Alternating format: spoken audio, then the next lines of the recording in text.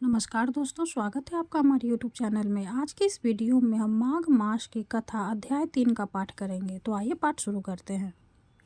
तब राजा दिलीप कहने लगे कि महाराज, यह पर्वत कितना ऊंचा और कितना लंबा चौड़ा है। तब वशिष्ठ जी कहने लगे कि 36 योजना ऊंचा, ऊपर चोटी में 10 योजना चौड़ा और नीचे 16 योजना चौड़ा है, जो हरिचंदन, आम, मदार, देवदार और अर्जुन के वृक्षों से सुशोभित है। दुर्भिक्ष से दुखी होकर इस पर्वत को फल और फूलों से परिपूर्ण देखकर भीगु वहीं रहने लगे और यहाँ पर कंदराव वनों और उपवन में बहुत दिनों तक तप करते रहे। इस प्रकार जब भीगु ऋषि वहाँ पर अपने आश्रम पर रह रहे थे तो एक विदाधर अपनी पत्नी सहित उतरा। वे अत्यंत दुखी थे। उन्होंने भीगु ऋषि को प्रणाम किया और ऋषि ने बड़े मीठे स्वर में उनसे कहा कि हे विदाधर, तुम बड़े दुखी दिखाई देते हो, इसका क्या कारण है।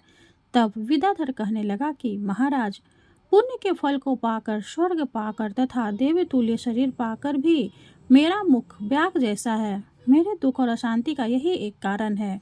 न जाने किस पाप का फल है। मेरे चित्त की व्याकुलता का दूसरा कारण भी सुनिए। मेरी पत्नी अति रूपवती, मीठा वचन बोलने वाली, नाचने और गाने की कला में अति प्रवीण, शुद्ध चित्त वाली, सातों सुरों वाली, वीणा बजाने वाली, जिसने अपने कंठ से गाकर नारद जी को प्रसन्न किया, नाना स्वरों के से वीणा बजाकर कुबेर को प्रसन्न किया, अनेक प्रकार के नाच ताल से शिव जी महाराज भी अति प्रसन्न और रोमांचित हुए। शील, उदारता, रूप तथा यौवन में स्वर की कोई अप्सरा भी इस जैसी नहीं है। कहाँ ऐसी चंद्रमुखी स्त्री और कहाँ मैं व्याघ मुख वाला, यही चिंता सदैव मेरे हृदय को जलाती है। विधाधर, कैसे वचन सुनकर तीनों लोकों की भूत, भविष्य और वर्तमान की बात जानने वाले तथा दिव्य दृष्टि वाले ऋषि कहने लगे कि हे विधाधर, कर्म के विचित्र फलों को प्राप्त होकर ज्ञानी पुरुष विमुख को प्राप्त हो जाते हैं। मक्खी के पैर जितना विष भी प्राण लेने वाला हो जाता है। छोटे छोटे पापों का फल भी अत्यंत दुखदायी हो जाता है। तुमने माघ मास की एकादशी का व्रत करके द्वादशी न आने तक शरीर में तेल लगाया, इसी पाप कर्म से व्याग हुए।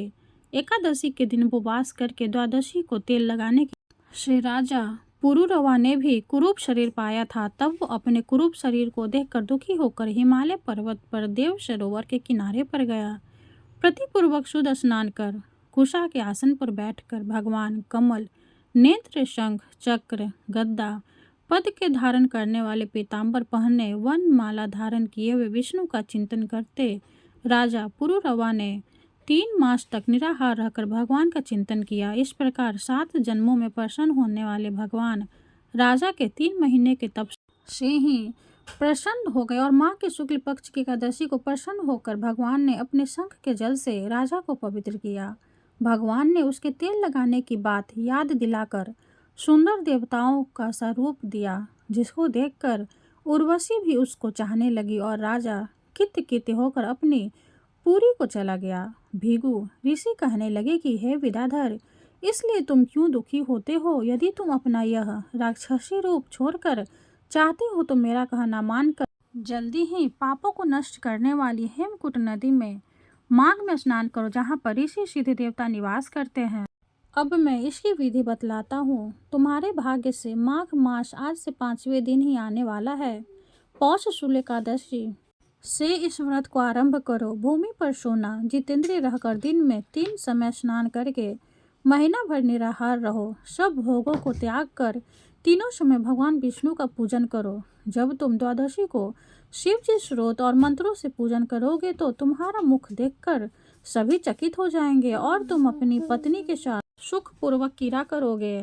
माघ मास के प्रभाव को जानकर सदा माघ में स्नान करो। पाप दरिद्रता से बचने के लिए मनुष्य को सदा यत्न से माघ मास का स्नान करना चाहिए। स्नान करने वाला इस लोक तथा परम लोक में सदा सुख पाता है। वशिष्ठ जी कहने लगे, हे दिलीप, भृगु जी के यह वचन सुनकर वह विदाधर अपनी स्त्री सहित उसी स्थान पर पर्वत के झरने में माघ का स्नान करता रहा और उसके प्रभाव से उसका मुख देव सदृश हो गया और वह मणिग्रीव पर्वत पर आनंद से रहने लगे। भृगु जी भी नियम की समाप्ति पर शिष्यों सहित इवा नदी के तट पर आ गए।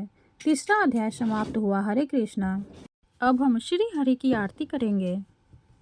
ओम जय जगदीश हरे, स्वामी जय जगदीश हरे, भक्त जनों के संकट शनि में दूर करे। ओम जय जगदीश हरे, जो ध्यावे फल पावे, दुख बिन से मन का, सुख संपत्ति घर आवे, कष्ट मिटे तन का। ओम जय जगदीश हरे, माते पिता तुम मेरे, शरण गहूँ मैं किसकी, स्वामी शरण गहूँ मैं किसकी, तुम्हें बिन और न दूजा, आस करूँ मैं जिसकी।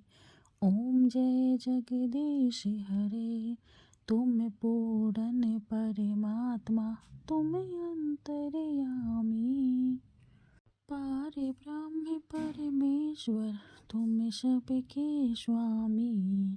ओम जय जगदीश हरे, तुम करुणा के सागर, तुम पालन करता, मैं मूरख खल कामी, कृपा करो भरता। ओम जय जगदीश हरे, तुम हो एक अगोचर, सबके प्राणपति, स्वामी सबके प्राणपति। किस विधि मिलूं दया में, किस विधि मिलूं दया में, तुमको मैं कुमति।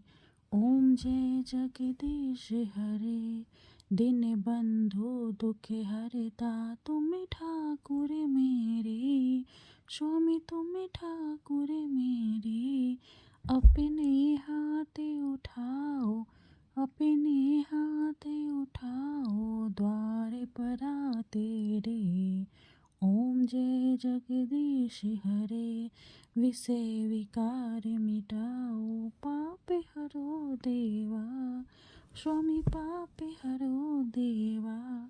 श्रद्धा भक्ति बढ़ाओ, संतन की सेवा। ओम जय जगदीश हरे, श्री जगदीश जी की आरती जो कोई नर गावे, स्वामी जो कोई नर गावे। कहत शिवानंद स्वामी, भजत शिवानंद स्वामी, सुख संपत्ति पावे। ओम जय जगदीश हरे, ओम जय जगदीश हरे। विष्णु भगवान की जय हो। वीडियो अगर अच्छी लगे तो लाइक कर दे, चैनल को सब्सक्राइब कर दे। धन्यवाद।